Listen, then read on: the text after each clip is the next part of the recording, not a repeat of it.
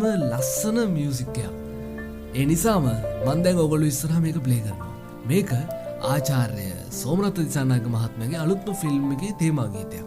කපුටු කොහො විශේෂයෙන්ම චූටි බට්ටුන්ට මේක මිස් වෙන්න දෙන්න එපා.